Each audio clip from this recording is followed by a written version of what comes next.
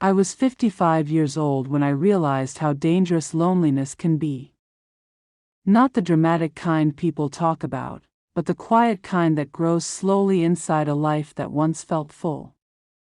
The kind that makes you question who you are when nobody is really looking anymore.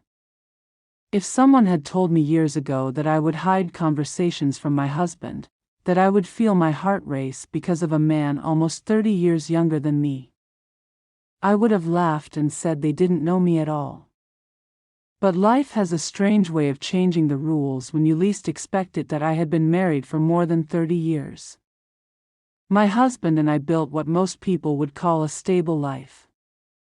We raised 2 children, paid the bills, survived difficult years, and watched our family slowly grow up and move away. From the outside, everything looked perfectly ordinary, maybe even comfortable. But comfort can sometimes disguise a deeper emptiness. Over the years, something between us had quietly faded, and neither of us seemed to notice when it disappeared. I and the beginning our marriage had warmth. We used to talk late into the night about plans, dreams, and silly things that only made sense to the two of us. We laughed easily back then. But time has a way of turning conversations into routines. Gradually our talks became shorter, more practical, focused on schedules and responsibilities rather than feelings. My husband worked long hours, and when he came home he preferred silence, television, or the predictable comfort of his habits. I told myself this was normal. After decades together, excitement fades. Life settles into patterns. That's what everyone says about long marriages. And for many years I believed it without questioning it, but as our children moved out and the house became quieter, the distance between us felt louder. Rooms that once felt busy suddenly seemed too big. Dinner became something we ate without much conversation. Sometimes entire evenings passed with only a few words exchanged between us. The strange thing was that my husband was not cruel. He didn't yell or insult me. He simply existed beside me as if our emotional connection had slowly switched off. It felt less like living with a partner and more like sharing space with someone who had forgotten how to see me. One night that realization hit me harder than I expected. It was our anniversary, a date I had remembered every year since the day we married. I cooked a special dinner, lit candles on the table, and waited for him to come home. When he walked through the door, he barely glanced at the effort I had made. He sat down, turned on the television, and asked if there was anything to eat. He had completely forgotten what day it was. I didn't say anything. I just blew out the candles later that night while he slept on the couch. That was the moment I first felt something inside me quietly break. Not anger, not even sadness exactly. It was more like a realization that somewhere along the road I had become invisible in my own marriage. After that night, I stopped expecting much. Life continued in the same slow rhythm. I went through my daily routines, filled my time with errands, small hobbies, and occasional visits with friends. I tried to convince myself that this quiet version of life was enough. Then one ordinary afternoon something unexpected happened. I met him. There was nothing dramatic about the moment. No music playing, no sudden spark like you see in movies. He was simply there in a place I visited regularly, younger than almost everyone around, with an easy confidence and the kind of energy that naturally draws attention. At first I barely noticed him except for the fact that he seemed unusually friendly. The first time we spoke, it was just a casual conversation. He asked a simple question and I answered politely. That should have been the end of it. But the next time I saw him, he greeted me again. And the time after that, he stopped to talk a little longer. What surprised me most was how genuinely interested he seemed in what I had to say. He asked about my day, about things I liked, about stories from my past. These weren't the kind of questions people usually asked me anymore. Most conversations in my life had become brief and practical. At first, I assumed he was simply being kind. Younger people sometimes show polite curiosity towards someone older. But after several conversations, I began to notice something different. He remembered details from things I had mentioned before. Small things. The kind of details people usually forget unless they were actually listening. One afternoon, we ended up talking longer than usual. I told him a story about something that had happened years ago, something from a time when my life felt fuller. When I finished, he smiled in a way that seemed both thoughtful and sincere. "You have really interesting stories," he said. "I like hearing them." The comment caught me off guard. No one had said something like that to me in a very long time. That I laughed awkwardly and tried to brush it off, but he continued looking at me with a kind of quiet attention that felt strangely powerful. Not judgmental, not forced, just genuine interest. Then he said something that stayed with me long after that conversation ended. "You know," he said gently, "you don't seem like someone who should feel invisible." The words landed in a place inside me that I had been trying to ignore for years. For a brief moment, I didn't know how to respond. I simply smiled politely and said something light to change the subject.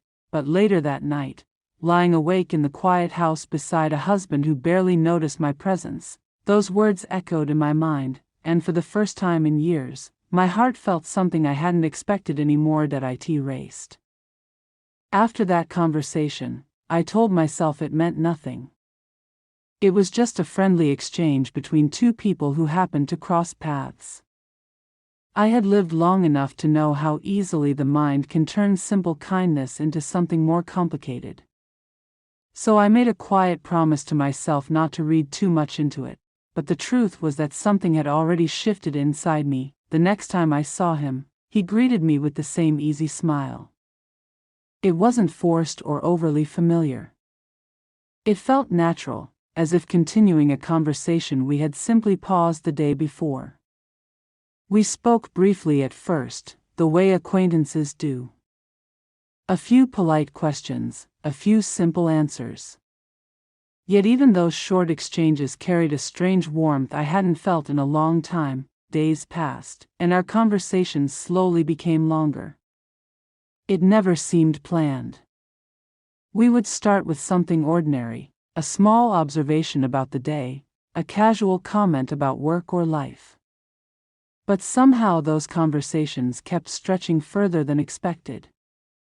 He had a way of asking questions that invited real answers rather than polite ones. That he asked about the places I had lived, the kind of work I used to do, the things I enjoyed before life became so routine.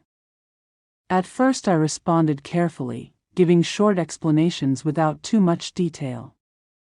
But he listened in a way that made it easy to continue speaking. That I realized something strange after a while. No one had asked me these kinds of questions in years.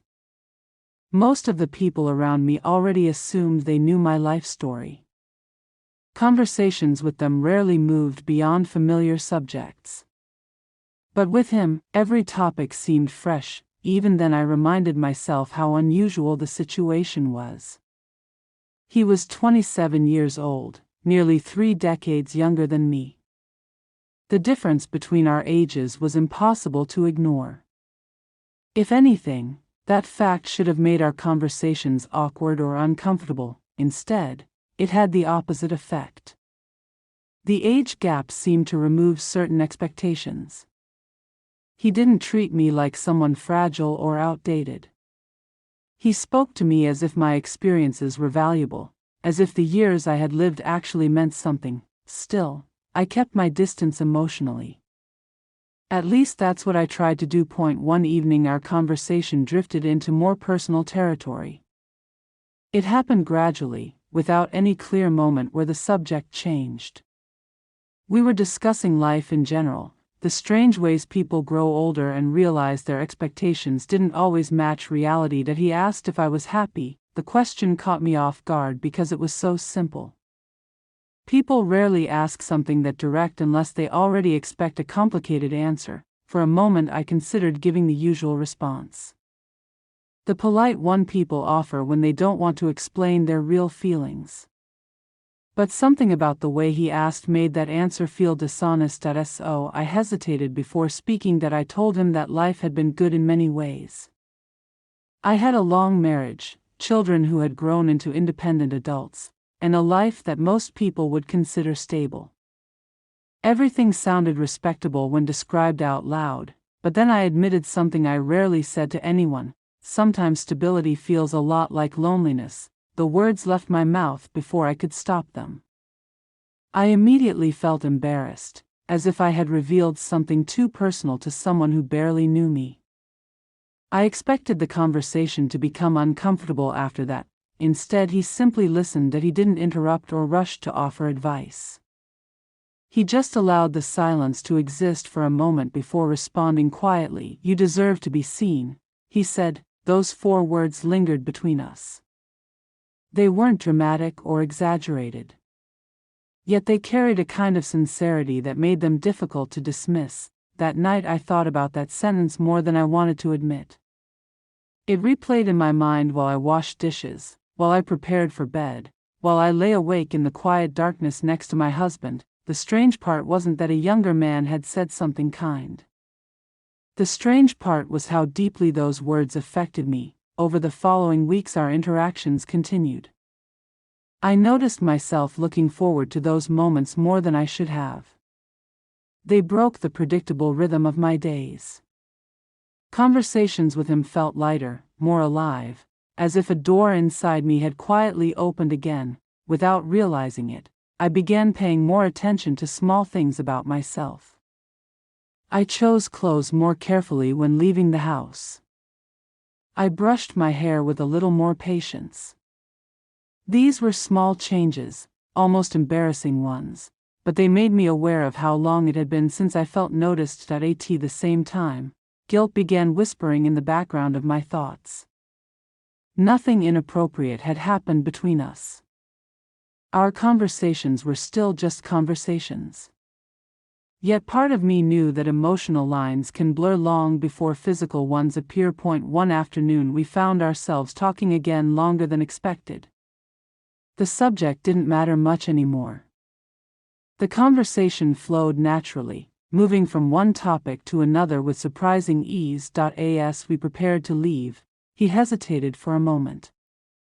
The pause was subtle but noticeable. Then he spoke with a quiet honesty that made the air between us feel heavier. "I know this might sound strange," he said slowly, "but I really enjoy talking to you." His voice didn't carry the playful tone of casual flirting. It sounded sincere, almost cautious, as if he understood that the words might carry more meaning than they appeared to. For a second I didn't know how to respond. My instincts told me to laugh it off, to turn the moment into something harmless. But another part of me felt unexpectedly touched by the confession. So I simply smiled and thanked him. The conversation ended shortly after that, but the feeling it left behind followed me home. When I walked through the door that evening, my husband was sitting in his usual spot watching television. The glow of the screen reflected across the room while the familiar silence settled around us. He barely looked up when I entered. I stood there for a moment, observing the scene that had once felt so normal. The quiet house, the routine, the comfortable distance that had defined our lives for years, and for the first time a dangerous question formed in my mind. What if the attention I had just experienced wasn't something temporary? What if someone else could offer the connection I thought had disappeared from my life forever? That thought alone was enough to make my heart beat faster, and it scared me more than anything else.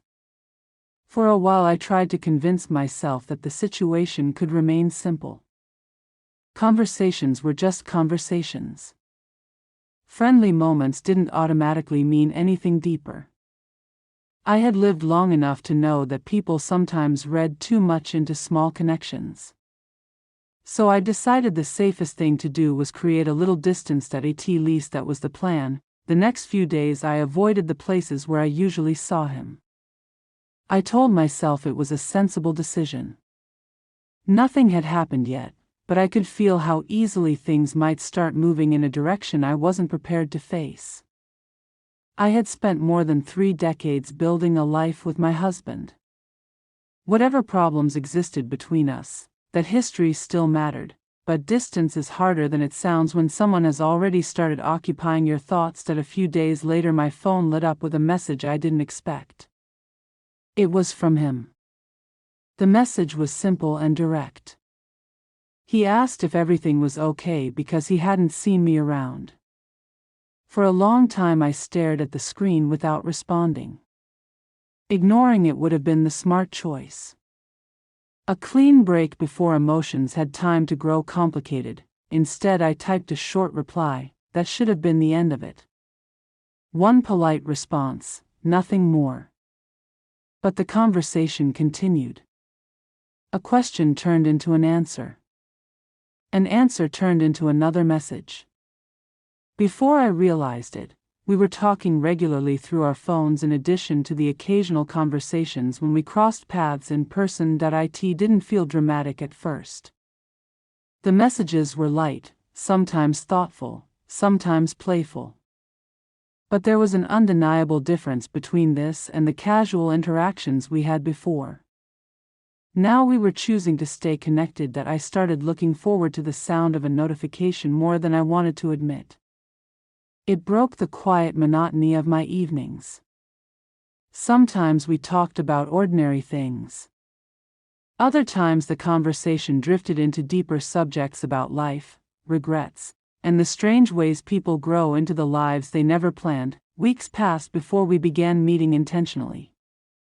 At first it was something simple like coffee.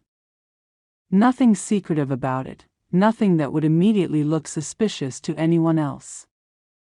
Two people talking in a public place could easily be mistaken for friends or even relatives, but those meetings gradually became longer. A short coffee turned into an hour of conversation. An hour turned into slow walks where we talked about everything from childhood memories to mistakes we had made in the past. The strange thing was how comfortable it felt. I rarely had to search for words. The conversations flowed naturally in a way I hadn't experienced in years. Even then I kept repeating the same reassurance to myself. It's harmless. It's just companionship. People are allowed to have friends, but deep down I knew the truth was becoming harder to ignore. One evening we found ourselves sitting together after a long conversation about the different choices people make in life. I admitted something that had been sitting quietly in my mind for years. Sometimes I wondered what my life might have looked like if I had chosen differently when I was younger. Different opportunities, different paths, maybe even a different version of myself. He listened carefully before speaking. You still have a life, he said. It's not something that ended years ago. The way he said it made the statement feel less like encouragement and more like a reminder. For a moment neither of us spoke. The silence felt heavier than usual, filled with something unspoken that had been building for weeks. Then he did something that changed everything. He reached for my hand. The movement was gentle, almost hesitant, as if he wasn't completely sure how I would react. His fingers wrapped around mine with a warmth that immediately sent a rush of emotion through my chest. In that moment I knew exactly what was happening. Every warning inside my mind told me to pull away. That single gesture carried more meaning than all the conversations we had shared before, but I didn't move. Instead I sat there with my hand in his, feeling a strange mixture of excitement and fear that I hadn't experienced in decades. It wasn't just the physical contact. It was the realization that someone saw me as more than the quiet, aging woman I had begun to believe I was. That moment became the point where everything crossed a line. After that, the connection between us deepened quickly. What started as occasional meetings turned into regular ones. Conversations grew more personal, more intimate. There was laughter, long discussions about dreams we had abandoned, and moments where the world outside seemed to fade into the background. He made me feel alive in a way that caught me off guard. I felt noticed, admired, even desired. Those feelings can be dangerously powerful when someone has been deprived of them for a long time, but every time I returned home, reality waited for me. The quiet house felt different now. My husband still followed the same routines he always had. Television in the evening. Short conversations about practical matters. The same predictable rhythm that had defined our lives for years, except now I carried a secret into that house. Guilt began appearing in small waves at first. A sudden thought while cooking dinner. A heavy feeling when my husband spoke to me without knowing anything about what I had been doing earlier that day. I tried to push those feelings aside, convincing myself that I deserved some happiness after years of feeling invisible, but secrets have weight, and the longer they exist, the heavier they become. At times I allowed myself to imagine possibilities that once seemed impossible. I wondered what life might look like if I allowed this connection to grow freely. What it would feel like to build a life where age didn't matter and where emotional distance didn't slowly erase love. Those thoughts felt intoxicating in the moment, but fantasies have a way of ignoring reality, because no matter how careful someone believes they are, secrets rarely stay hidden forever. All it takes is one mistake. One message seen at the wrong moment.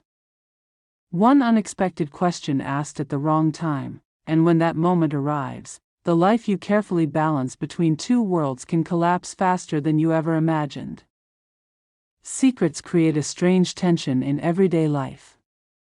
At first they feel manageable, almost invisible. You convince yourself that you're careful enough, that the boundaries you've drawn will protect everyone from the truth. But the longer a secret lives inside your routine, the more fragile everything around it becomes. For a while I believed I was balancing two worlds successfully. My husband continued living the same predictable life he always had. Our conversations remained short, practical, and emotionally distant. On the outside nothing seemed different. Inside, however, everything had changed. That I carried a hidden version of my life everywhere I went. At times the excitement distracted me from the reality of what I was doing. The attention I received from him filled a space inside me that had been empty for years. When we talked, I felt noticed again. When he looked at me, I felt like a person rather than part of someone else's routine. But guilt has a quiet voice that grows louder over time. It began with small moments of discomfort. I would glance at my phone too quickly when a message appeared. I would hesitate before answering simple questions about my day. None of these things seemed dramatic on their own, yet they slowly created cracks in the calm surface of my daily life. One evening those cracks finally became impossible to hide. My husband had never been the suspicious type. He trusted routines more than emotions, and for decades our life had followed the same predictable pattern. But even the most distracted person eventually notices when something feels different. That night he watched me longer than usual while I sat across the room. There was no anger in his expression, only a quiet curiosity that made my stomach tighten. After a long silence he spoke in a calm voice. "Is there someone else?" The question landed in the room like a weight neither of us had expected to carry. For a moment I couldn't respond. My mind searched desperately for a simple answer, something that would protect the fragile balance I had been maintaining, but silence can reveal more than words. He continued looking at me with the same steady expression, waiting for an explanation that I wasn't prepared to give. I realized then that avoiding the truth was no longer possible. That I didn't confess every detail. Some things felt too complicated, too painful to explain fully in that moment. But I admitted enough for him to understand what had happened. His reaction was not what I expected. There was no shouting, no dramatic outburst of anger. Instead he leaned back slightly and looked down at the floor for a long time. The room felt unbearably quiet as he absorbed what I had just told him. When he finally spoke again, his voice carried a kind of exhaustion I had never heard before. "I didn't think we were that far apart." Those words hurt more than any accusation could have. In that moment I saw something clearly for the first time. My husband had spent years living inside the same emotional distance that I had felt, but he had interpreted it differently. Where I saw loneliness, he had seen routine.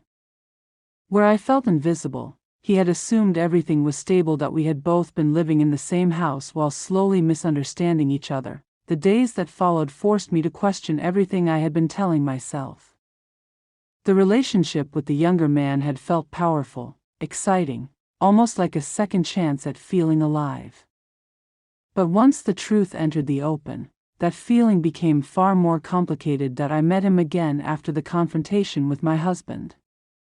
When I explained what had happened, he listened quietly, just as he always had. Yet something in the atmosphere between us had changed. Reality had finally stepped into a connection that had grown mostly inside private moments and hopeful imagination that he cared about me. I could see that clearly. But he also understood the situation in a way that made everything feel heavier. The difference in our ages, the history of my marriage, the lives that could be affected by our decisions. All of those things suddenly stood in front of us like obstacles we had tried not to notice before. For the first time since our connection began, neither of us knew exactly what to say. That silence forced me to face a difficult realization. What I had been chasing wasn't simply a relationship with a younger man. It was the feeling of being seen again after years of emotional distance.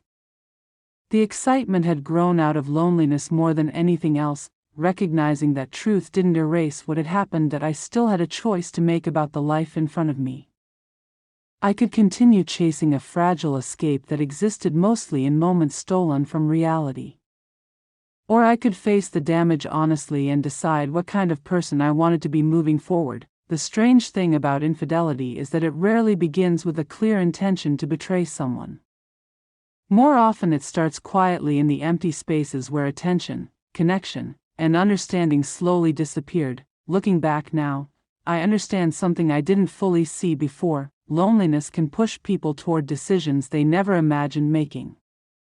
Not because they stop caring about the people in their lives, but because they forget what it feels like to be truly seen, and sometimes that forgotten feeling is powerful enough to change everything.